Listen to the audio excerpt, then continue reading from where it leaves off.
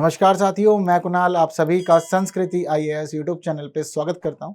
आज की वीडियो में हम लोग बात करने वाले हैं तलाक के एक खास मामले के बारे में, जिसकी सुनवाई करते हुए सुप्रीम कोर्ट ने प्रस्तुत किया है कि देखिए, अगर आपने हिंदू विवाह संस्कारों को पूरा नहीं किया है और हिंदू विवाह के अकॉर्डिंग जो रीति रिवाज निर्धारित हैं, अगर उन रीति रिवाजों को पूरा नहीं किया है, समारोह के रूप में कार्य नहीं किया, तो उसके पश्चात ये बात आप ध्यान रखिएगा कि आपका जो विवाह है वह विवाह हिंदू विवाह अधिनियम 1955 के तहत स्वीकार नहीं किया जाएगा, विवाह को मान्यता नहीं मिलेगी।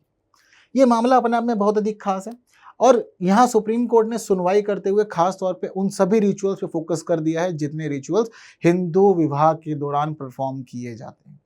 ये बेहद खास मामला है और उन सभी को ही रिकॉग्नाइज किया गया है हिंदू विवाह अधिनियम के तहत। यहाँ पर सीधा सीधा न्यायालय ने प्रस्तुत कर दिया कि अगर चीजें आपने नहीं की हैं तो आप पति पत्नी नहीं हैं। ये बात आप लोगों ने ध्यान रखनी है। एक बेहद इंटरेस्टिंग मामला है।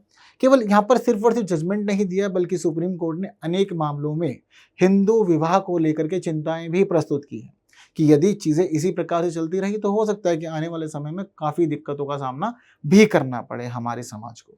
तो क्या है पूरा पूरा मामला, क्यों चर्चाओं में आया, क्यों सुप्रीम कोर्ट ने इस प्रकार से चीजें प्रस्तुत की।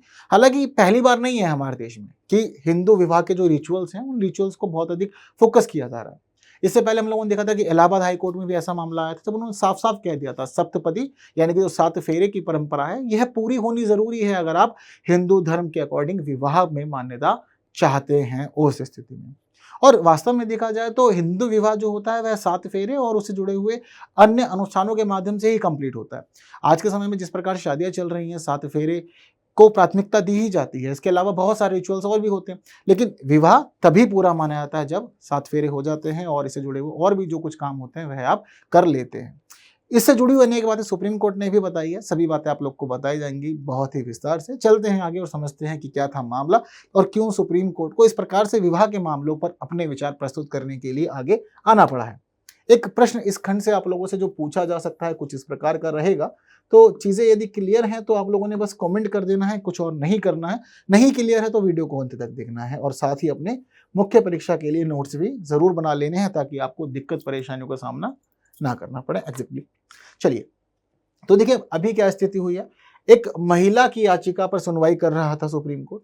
यह जो याचिका थी यह याचिका तलाक की याचिका थी, यानी कि महिला अपने पति से तलाक लेना चाहती थी। तलाक की जो याचिका थी यह पहले लगाई गई बिहार के मुजफ्फरपुर में, लेकिन यहाँ पर यह याचिका लंबित पड़ी रही। तो महिला जो थी वह सेटिस्फाइड नहीं रही मामले से। इसके साथ ही जो इनके दूसरे मतलब जो दूसरा पक्ष है वह भी चाहते थे कि तलाक मिले। हालांकि देखने वाली बात यह है कि पति पत्नी दोनों ही अपनी लाइफ में सेटल हैं और वाणिज्यिक रूप से पायलट के रूप में कार्य करते हैं। तो महिला ने याचिका लगाई थी, दोनों ही चाहते थे कि तलाक हो, मामला सेटल हो जाए, लेकिन बिहार के मुजफ्फरपुर की जो अदालत थी मामले को लंबित किए हुए थी। इन्होंने इसके बाद रिक्वेस्ट की कि देखिए आपसे सुनवाई नहीं हो रही है, आप एक काम करो, हमारी जो यह तलाक की याचिका है इसको झारखंड के अंदर रांची की जो अदालत है वहां पर ट्रांसफर कर दिया जाए ताकि रांची में हम अपनी सुनवाई कर सके मामले की। आप इसको इस प्रकार से आगे बढ़ा दीजिए। ठीक है, मामला हुआ, लेकिन चीजें नहीं क्लियर हुई। जब चीजें क्लियर नहीं हुई तो पति और पत्नी दोनों साथ आए और दोनों साथ आकर के पहुंच जाते हैं सुप्रीम कोर्ट। सुप्रीम कोर्ट के सामने ये बात रखते हैं संविधान के अनुच्छेद 142 के तहत। क्या कहता है संविधान का अनुच्छेद 142? यहाँ पर सुप्रीम कोर्ट को यह अधिकार मिला हुआ है कि यह दोनों पक्षों के मामले में पूर्ण न्याय करे यदि इसके पास साक्ष्य उपलब्ध हैं तो इस वजह से दोनों पति पत्नी यहाँ पहुंचे। उन्होंने कहा कि देखिए हमारा मामला जो है अनसुलझा पड़ा है, लंबित है। हम संयुक्त रूप से चाहते हैं आपसे कि भाई पूरे मामले को आप सुलझाएं। और सुलझाना किस प्रकार है, आप हमारे तलाक के मामले को निपटाएं। हमें तलाक चाहिए, हम अलग अलग रहना चाहते हैं, लेकिन हमारे बीच में मतभेद बहुत सारे हैं, चीज़ें हमारी सेटल नहीं हो रही है और उसको लेकर के चीज़ें गड़बड़ा रही हैं। तो इसलिए तलाक के मामले को आप लोग स्वीकार कर लीजिए, यह बेहतर होगा।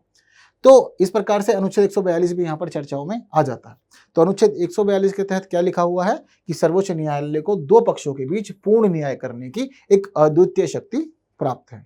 ये 142 में प्राप्त हो रही है। एक प्रकार से विवेकाधीन है क्योंकि न्यायालय पूरे मामले को सुनेगा, जानेगा, समझेगा, तब जाकर के अपना एक जजमेंट फाइनल कर देगा। अब महिला, हमने देखा कि शुरुआत में याचिका लगाई थी, बाद में हमने ये चीज भी देखी कि पति पत्नी जो थे ये दोनों के दोनों ही पहुंच गए सुप्रीम कोर्ट में अनुच्छेद 142 के तहत और मांग करने लगे कि जी मामले को सुलझा दीजिए हमारे और हमें तलाक दे दीजिए। पर क्या था इनका पूरा मामला, यह भी हमें पता होना जरूरी है। क्या वास्तव में ये पति पत्नी हैं, ये भी देखना जरूरी है। तो इन्होंने क्या कार्य किया, इनकी जो कहानी है शुरू होती है वर्ष 2021 में। दोनों के अंदर बातचीत पक्की हो जाती है, दोनों ही पायलट हैं, तो इनके क्या होते हैं कि भाई घर वाले सब मान जाते हैं, सभी चीज़ों पे सहमत हो जाते हैं, इनकी इंगेजमेंट हो जाती है। अब इंगेजमेंट के बाद क्या होता है, ये निर्धारित कर लेते हैं 7 मार्च 2021 की तारीख कि देखिए हम लोग इस दिन विवाह कर लेंगे। हालांकि 7 मार्च 2021 को विवाह हुआ या नहीं हुआ इसको लेकर के कोई क्लैरिटी नहीं है, लेकिन इनके पास जो प्रमाण पत्र हैं, इनके पास सर्टिफिकेट्स हैं, इनके पास अपनी शादी की फोटोज नहीं है, इनके पास सर्टिफिकेट्स हैं और सर्टिफिकेट यह बताता है कि 7 जुलाई 2021 को इन्होंने विवाह संपन्न कर लिया था। अब यह सर्टिफिकेट कैसे आया, तो सर्टिफिकेट जो आया था वह मुख्य रूप से इनको प्राप्त होता है वैदिक जन कल्याण समिति की तरफ से। पहले ये समिति से सर्टिफिकेट लेते हैं, उस समिति के सर्टिफिकेट के आधार पर यह उत्तर प्रदेश विवाह पंजीकरण नियम 2017 के तहत विवाह को रजिस्टर करवाने के लिए आवेदन करते हैं और विवाह को रजिस्टर करा करके एक प्रमाण पत्र भी ले लेते हैं। यानी कि आपने सगाई की, विवाह का कंफर्म नहीं है, लेकिन आपने समिति से सर्टिफिकेट लिया, उसके आधार पर सरकारी प्रमाण पत्र आपने बना लिया और आपकी जो शादी थी उसको सरकारी मान्यता भी दिलवा दी। हालांकि सब लोग ऐसा काम नहीं करते, ये भी हम लोग चीजें देखते, पर इन्होंने अपने विवाह को सरकारी मान्यता इस रूप में दिलाई। अब क्या होता है कि इसके बाद भी चीजें आगे बढ़ रही होती है। अब विवाह इनका यहाँ पे कंफर्म नहीं हुआ था, चीजें मैं बता रहा हूँ, पहले की चीजें नहीं थी फाइनल, पता नहीं चल रहा था कि क्या हुआ है क्या नहीं हुआ, सबूत भी ये पेश नहीं कर पाए थे। लेकिन इसके बाद क्या होता है कि सभी चीजें कर लेते हैं, सर्टिफिकेट वगैरह ले लेते हैं, तो उसके बाद में जो दोनों ही परिवार होते हैं, दोनों परिवार चाहते हैं कि हिंदू रीति रिवाजों के अकॉर्डिंग और जो भी हम लोग पूरी सेरेमनी रखते हैं, फंक्शन रखते हैं, सब चीजें पूरी हो और उसके बाद आप दोनों एक वैवाहिक जीवन में प्रवेश करें। तो वैवाहिक जीवन में प्रवेश के लिए क्या होता है कि 25 अक्टूबर 2022 का दिन निर्धारित किया जाता है कि ठीक है इस प्रकार से शादी होगी। लेकिन इनकी एंगेजमेंट जो थी ये कब हुई थी, इनकी एंगेजमेंट हो चुकी थी 7 मार्च 2021 से पहले। इसके बीच में इनका कुछ ना कुछ खेल चलता रहा और विवाह पूरा नहीं हो पाया। जब इन्होंने फाइनल तिथि निर्धारित की 25 अक्टूबर 2022 की शादी के लिए, तो उस स्थिति में इनके बीच में मतभेद हो गए और मतभेदों का स्तर इस प्रकार था कि इन्हें अलग होने की इनकी मांग शुरू हो गई। कह रहे कि नहीं रह सकते, अब हम एक दूसरे के साथ में नहीं बन रही। ये भी होता है।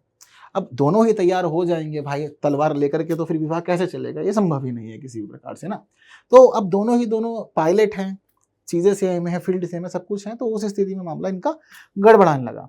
अब गड़बड़ाने लगा तो क्या हुआ कि सरकार की नजरों में यह रजिस्टर्ड पति पत्नी है।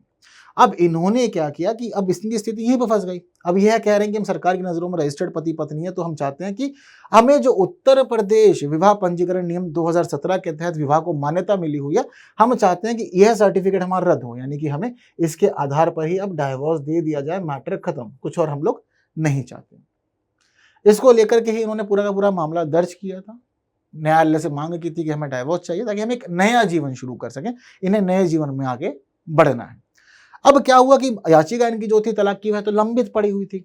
अब तलाक की याचिका लंबित रहेगी तो आप नए जीवन में प्रवेश नहीं कर सकते।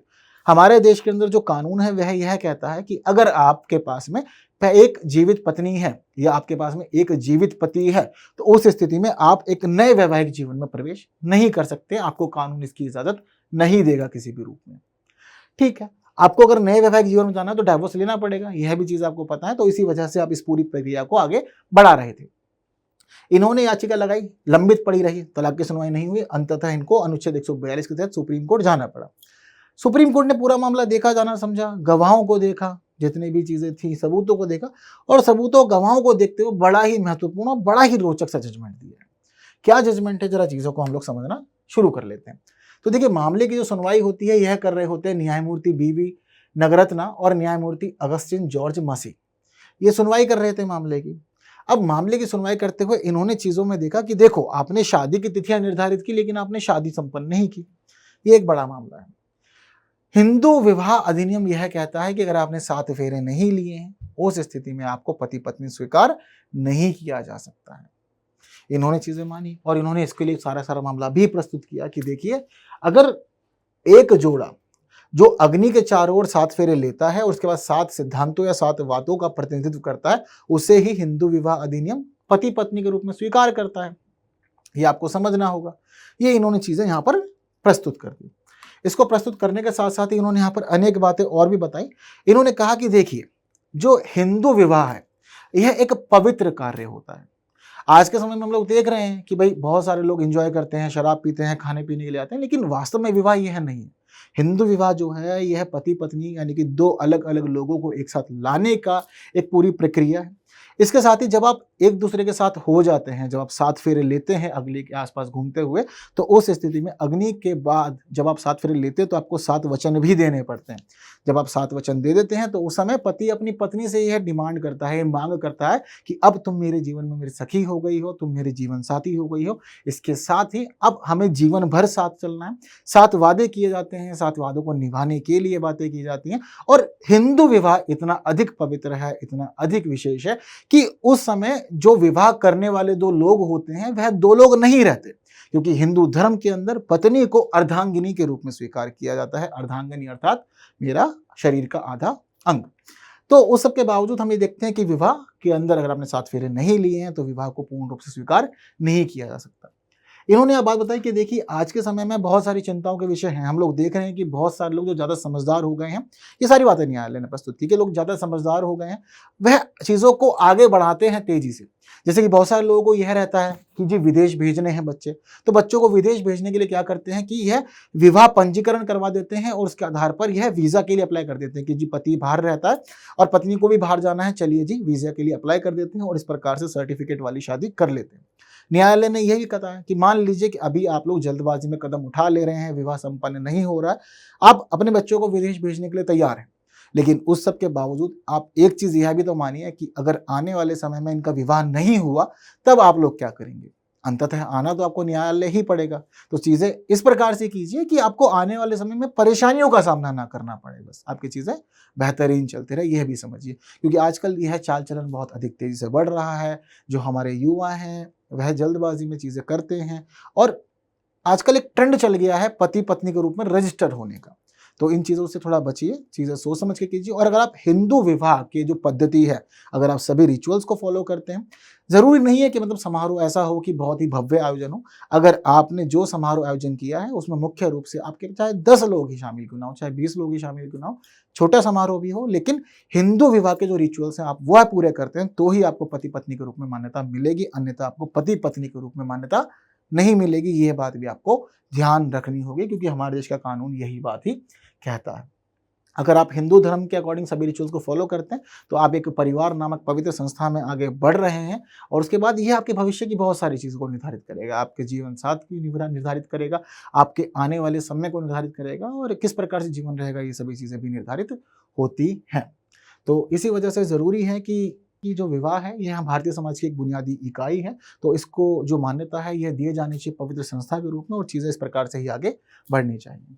तो अंततः सुप्रीम कोर्ट ने जो मेन फोकस रखा वह मेन फोकस रखा है इसने सप्तपदी यानी कि 7 फेरे लेने की परंपरा पे। और जितने भी सबूत देखे गए, चीज़ों को जाना समझा गया, वहाँ पर यह पता लगता है कि जिस मामले में यह केस दर्ज किया गया था, जिन लोगों ने यह केस दर्ज किया था, उन लोगों ने 7 फेरे लिए ही नहीं थे। उनके पास ऐसा कोई सबूत नहीं था कि उन्होंने 7 फेरे लिए हुए हों, ना ही कोई गवाह था जिसने इन चीज़ों को देखा हो। तो सुप्रीम कोर्ट ने कहा कि सर्टिफिकेट तो आपके पास में है, इसमें कोई दो राय नहीं, लेकिन आपने परंपराएं पूरी नहीं की हैं।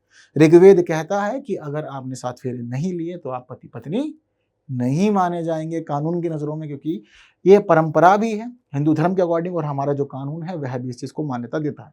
कैसे देता है? जो हिंदू विवाह अधिनियम 1955 है उसकी धारा 7(1) में लिखा हुआ है कि विवाह संपन्न तभी होगा जब आप सप्तपदी पूर्ण कर लेंगे और एक दूसरे को वचन दे देंगे, इसके अलावा नहीं कर सकते।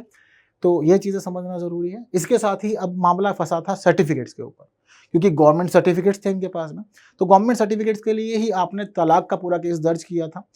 अब यहाँ पर सुप्रीम कोर्ट फिर अपना स्टेटमेंट देने के बाद उन्हीं सर्टिफिकेट्स पे आता है और सुप्रीम कोर्ट दोनों ही सर्टिफिकेट को रद्द कर देता है, चाहे समिति का सर्टिफिकेट हो या फिर गवर्नमेंट सर्टिफिकेट, सुप्रीम कोर्ट दोनों को ही रद्द करता है, क्योंकि आपने हमारा जो भारतीय कानून है, चाहे हिंदू विवाह अधिनियम, चाहे जो परंपराएं हैं उनकी बात है, आपने कुछ भी पूरा नहीं किया है, आपने सिर्फ फॉर्मेलिटीज़ की हैं और फॉर्मेलिटीज़ के आधार पर जीवन नहीं बताया जा सकता, चीज़ों को नहीं चलाई जा सकती, यह भी समझना ज़रूरी होगा। चीज़ें क्लियर हैं? तो सर्टिफिकेट रद्द हो गया, तलाक की तरफ मामला आगे नहीं बढ़ा, जो पिछली चीज़ें थी उनको ही खत्म कर दिया गया और ऐसा कोई बंधन नहीं था दोनों के बीच में कि चीज़ें सुप्रीम कोर्ट को किसी विशेष रूप में आगे बढ़ानी पड़े। पिछली चीज़ों को समाप्त कर दिया, कहानी खत्म और चीज़ें वहाँ पर क्लियर कर दी। ये जो पूरा मामला है आने वाले अनेक मामलों में आधार भी बन सकता है, क्योंकि सुप्रीम कोर्ट के द्वारा जिस प्रकार 7 फेरों यानी कि सप्तपदी को यहाँ पर इतना अधिक फोकस में रखा गया है, ये बेहद खास चीज़ है। तो ज़रूरी है कि चीज़ें आप भी अच्छे से समझें और समझते जानते के साथ ही मेंस के लिए आप लोग अच्छा खासा कंटेंट आपको यहाँ मिल जा रहा है। आप इसका एथिक्स वगैरह में भी यूज़ कर सकते हैं, वहाँ भी चीज़ें आपके लिए अच्छी रहेंगी। और एक प्रश्न जो प्री का मैंने आप लोग को दिखाया था, अब आप लोग इसका आंसर कमेंट कर सकते हैं, चीज़ें अच्छे से समझ ली गई हैं तो। वहीं मेंस के अपने नोट्स भी ज़रूर बना लीजिएगा। चीज़ें क्लियर हैं सभी लोग को? तो वीडियो अच्छी लगी है, सुप्रीम कोर्ट का फैसला कैसा लगा आप लोग ज़रूर बताएं। परंपराओं को मान्यता दी जानी चाहिए या फिर सर्टिफिकेट्स को, क्या कहते हैं आप लोग? अपने विचार कमेंट में ज़रूर बता के जानें। हाँ, आप लोग को आंसर चाहिए होगा तो देखिए यह आप लोग की स्क्रीन पर है। तो वीडियो इंटरेस्टिंग लगी है, बाकी साथियों तक शेयर करना है, लाइक के बिना नहीं जाना है। हम लोग बाकी बातें करेंगे अगले वीडियो में कुछ नए विषयों के साथ। तब तक के लिए मुझे विदा दीजिए। Thank you so much.